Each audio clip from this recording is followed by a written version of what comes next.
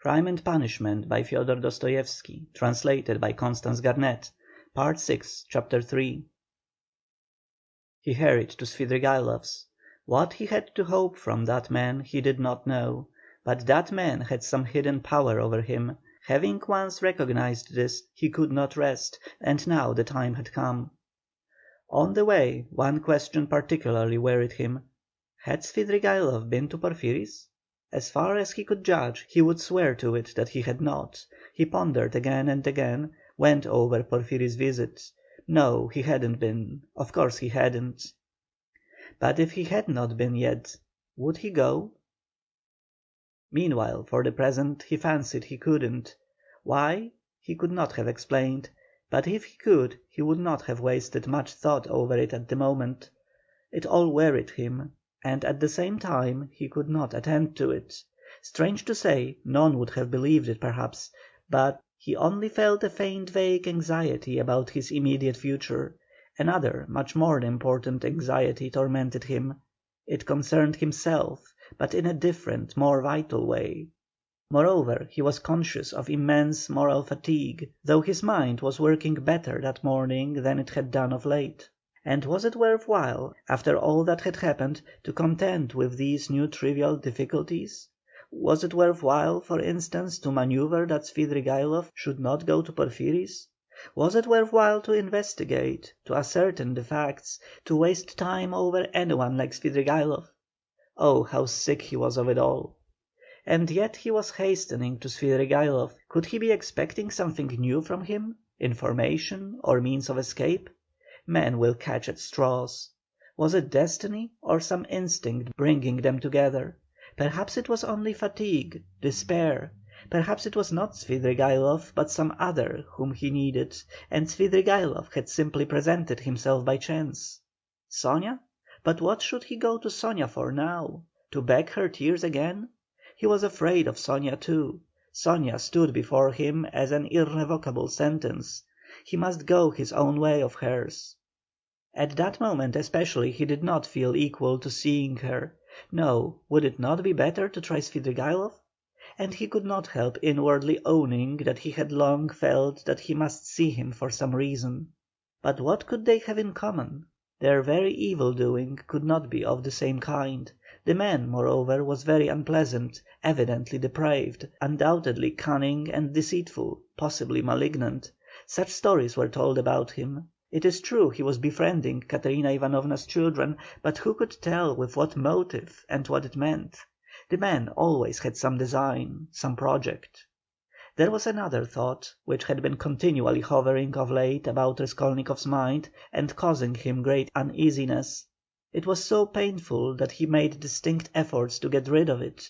He sometimes thought that Svidrigaïlov was dogging his footsteps. Svidrigaïlov had found out his secret and had designs on Dunya.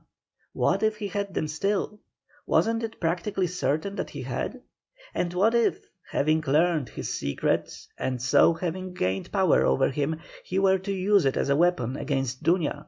This idea sometimes even tormented his dreams, but it had never presented itself so vividly to him as on his way to Svidrigaïlov. The very thought moved him to gloomy rage. To begin with, this would transform everything, even his own position. He would have at once to confess his secret to Dunya. Would he have to give himself up, perhaps to prevent Dunya from taking some rash step? The letter? This morning Dunya had received a letter. From whom could she get letters in Petersburg? Luzhin, perhaps? It's true, Razumixin was there to protect her, but Razumixin knew nothing of the position. Perhaps it was his duty to tell Razumixin.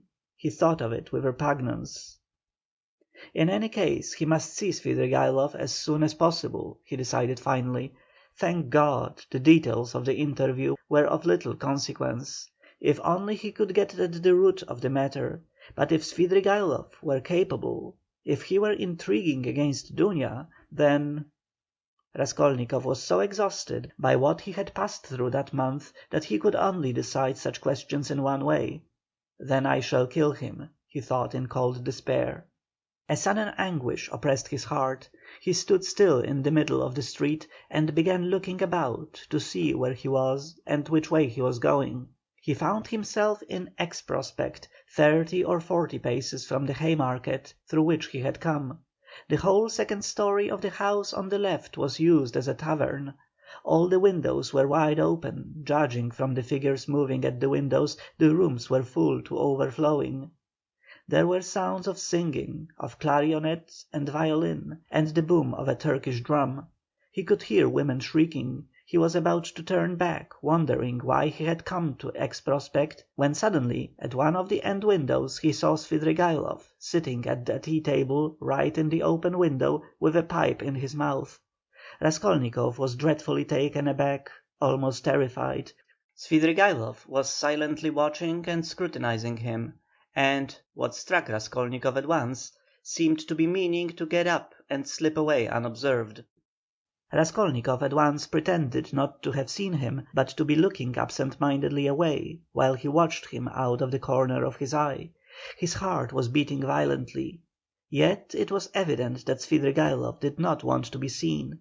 He took the pipe out of his mouth and was on the point of concealing himself, but as he got up and moved back his chair, he seemed to have become suddenly aware that Raskolnikov had seen him, and was watching him. What had passed between them was much the same as what happened at their first meeting at Raskolnikov's room. A sly smile came into Svidrigaïlov's face and grew broader and broader. Each knew that he was seen and watched by the other. At last Svidrigaïlov broke into a loud laugh. "Well, well, come in if you want me. I am here," he shouted from the window. Raskolnikov went up into the tavern.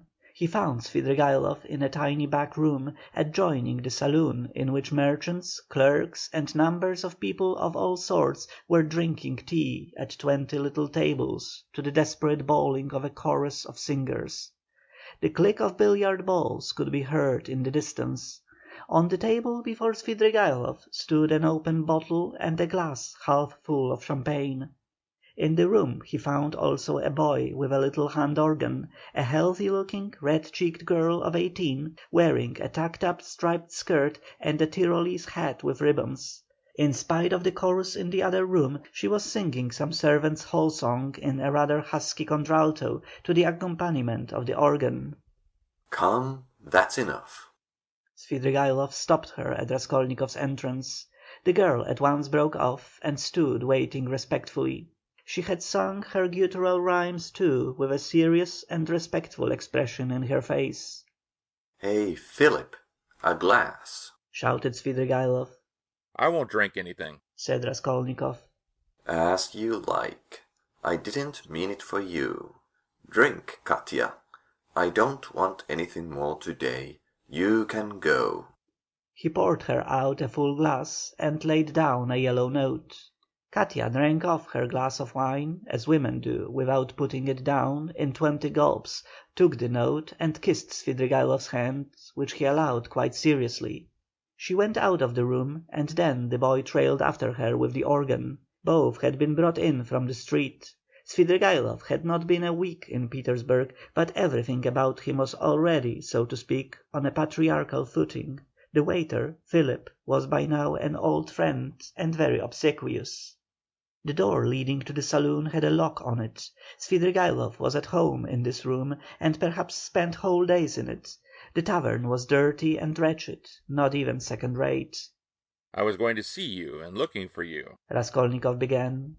"but I don't know what made me turn from the Haymarket into the X Prospect just now. I never take this turning. I turn to the right from the Haymarket. And this isn't the way to you. I simply turned, and here you are. It is strange." "Why don't you say at once, 'It's a miracle'?" "'Cause it may be only chance." "Oh, that's the way with all you folk," laughed Svidrigaïlov. "You won't admit it, even if you do inwardly believe it a miracle. Here you say that it may be only chance. And what cowards they all are here about having an opinion of their own, you can't fancy, Rodion Romanovich. I don't mean you. You have an opinion of your own, and are not afraid to have it. That's how it was you attracted my curiosity." "Nothing else?" Well, that's enough, you know. Svidrigaïlov was obviously exhilarated, but only slightly so. He had not had more than half a glass of wine. I fancy you came to see me before you knew that I was capable of having what you call an opinion of my own, Observed Raskolnikov. Oh, well, it was a different matter. Everyone has his own plans. And apropos of the miracle, let me tell you that I think you have been asleep for the last 2 or 3 days. I told you of this tavern myself. There is no miracle in your coming straight here. I explained the way myself, told you where it was, and the hours you could find me here. Do you remember? I don't remember. Answered Raskolnikov with surprise. I believe you.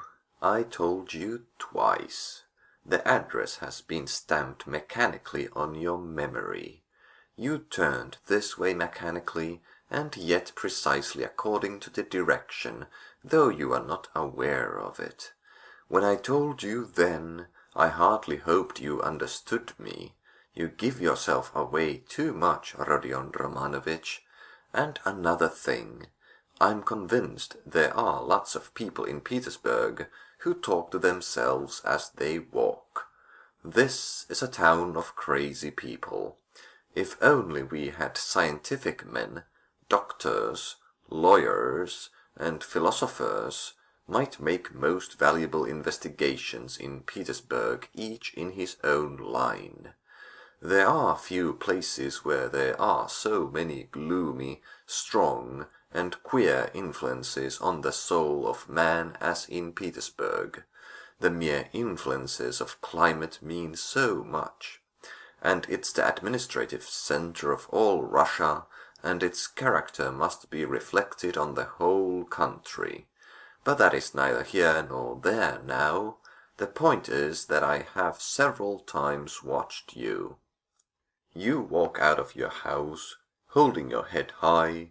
20 paces from home you let it sink, and fold your hands behind your back.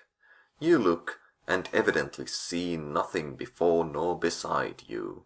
At last you begin moving your lips and talking to yourself, and sometimes you wave one hand and declaim, and at last stand still in the middle of the road. That's not at all the thing. Someone may be watching you besides me, and it won't do you any good. It's nothing really to do with me, and I can't cure you, but, of course, you understand me. Do you know that I am being followed? Asked Raskolnikov, looking inquisitively at him.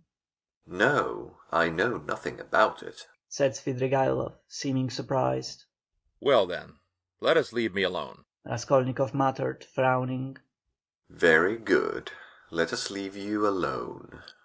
You had better tell me, if you came here to drink, and directed me twice to come here to you, why did you hide, and try to get away just now when I looked at the window from the street? I saw it. He he. And why was it you lay on your sofa with closed eyes and pretended to be asleep, though you were wide awake while I stood in your doorway? I saw it. I may have had reasons. You know that yourself. And I may have had my reasons, though you don't know them. Raskolnikov dropped his right elbow on the table, leaned his chin in the fingers of his right hand, and stared intently at Svidrigaïlov. For a full minute he scrutinized his face, which had impressed him before. It was a strange face, like a mask, white and red, with bright red lips, with a flaxen beard, and still thick flaxen hair. His eyes were somehow too blue, and their expression somehow too heavy and fixed. There was something awfully unpleasant in that handsome face, which looked so wonderfully young for his age. Svidrigaïlov was smartly dressed in light summer clothes, and was particularly dainty in his linen. He wore a huge ring with a precious stone in it. Have I got to bother myself about you too now? Said Raskolnikov suddenly, coming with nervous impatience straight to the point. Even though perhaps you are the most dangerous man if you care to injure me, I don't want to put myself out any more. I will show you at once that I don't prize myself as you probably think I do. I've come to tell you at once that if you keep to your former intentions with regard to my sister, and if you think to derive any benefit in that direction from what has been discovered of late, I will kill you before you get me locked up. You can reckon on my word. You know that I can keep it. And in the second place, if you want to tell me anything, for I keep fancying all this time that you have something to tell me, make haste and tell it, for time is precious, and very likely it will soon be too late. Why in such haste? asked Svidrigaïlov, looking at him curiously. Everyone has his plans, Raskolnikov answered gloomily and impatiently. You urged me yourself to frankness just now, and at the first question you refused to answer. Svidrigaïlov observed with a smile. You keep fancying that I have aims of my own, and so you look at me with suspicion. Of course, it's perfectly natural in your position. But though I should like to be friends with you, I shan't trouble myself to convince you of the contrary. The game isn't worth the candle, and I wasn't intending to talk to you about anything special. What did you want me for, then? It was you who came hanging about me. Why, simply as an interesting subject for observation. I liked the fantastic nature of your position. That's what it was. Besides, you are the brother of a person who greatly interested me, and from that person I had in the past heard a very great deal about you, from which I gathered that you had a great influence over her. Isn't that enough? Ha, ha, ha. Still, I must admit that your question is rather complex, and is difficult for me to answer. Here you, for instance, have come to me not only for a definite object, but for the sake of hearing something new. Isn't that so? Isn't that so? Persisted Svidrigaïlov with a sly smile. Well, can't you fancy then that I, too, on my way here in the train was reckoning on you, on your telling me something new, and on my making some profit out of you. You see what rich men we are. What profit could you make? How can I tell you? How do I know? You see in what a tavern I spend all my time, and it's my enjoyment. That's to say, it's no great enjoyment, but one must sit somewhere. That poor Katya now, you saw her? If only I had been a glutton now, a club gourmand, but you see I can eat this. He pointed to a little table in the corner, where the remnants of a terrible-looking beefsteak and potatoes lay on a tin dish. Have you dined, by the way? I've had something and want nothing more. I don't drink, for instance, at all. Except for champagne, I never touch anything, and not more than a glass of that all the evening, and even that is enough to make my head ache. I ordered it just now to wind myself up, for I am just going off somewhere, and you see me in a peculiar state of mind. That was why I hid myself just now like a schoolboy, for I was afraid you would hinder me. But I believe... He pulled out his watch. I can spend an hour with you. It's 4:30 now. If only I'd been something, a landowner, a father, a cavalry officer, a photographer, a journalist. I am nothing, no specialty, and sometimes I am positively bored. I really thought you would tell me something new. But what are you, and why have you come here? What am I? You know, a gentleman. I served for 2 years in the cavalry, then I knocked about here in Petersburg, then I married Marfa Petrovna and lived in the country. There you have my biography. You are a gambler, I believe. No, a poor sort of gambler, a card sharper, not a gambler. You have been a card sharper, then? Yes, I've been a card sharper too. Didn't you get thrashed sometimes? It did happen. Why? Why, you might have challenged them. Altogether, it must have been lively. I won't contradict you. And besides, I'm no hand at philosophy. I confess that I hastened here for the sake of the women. As soon as you buried Marfa Petrovna. Quite so. Svidrigaïlov smiled with engaging candour. What of it? You seem to find something wrong in my speaking like that about women. You ask whether I find anything wrong in vice. Vice? Oh, that's what you are after. But I'll answer you in order. First, about women in general. You know I'm fond of talking. Tell me, what should I restrain myself for? Why should I give up women, since I have a passion for them? It's an occupation, anyway. So you hope for nothing here but vice? Oh, very well, for vice, then. You insist on its being vice. But anyway, I like a direct question. In this vice, at least, there is something permanent, founded indeed upon nature, and not dependent on fantasy, something present in the blood, like an ever-burning ember, for ever setting one on fire, and maybe not to be quickly extinguished, even with years. You'll agree it's an occupation of a sort. That's nothing to rejoice at. It's a disease and a dangerous one. Oh, that's what you think, is it? I agree that it is a disease like everything that exceeds moderation. And of course, in this one must exceed moderation. But in the first place, everybody does so in one way or another, and in the second place, of course, one ought to be moderate and prudent, however mean it may be. But what am I to do? If I hadn't this, I might have to shoot myself. I'm ready to admit that a decent man ought to put up with being bored, but yet... And could you shoot yourself? Oh, come! Svidrigaïlov parried with disgust.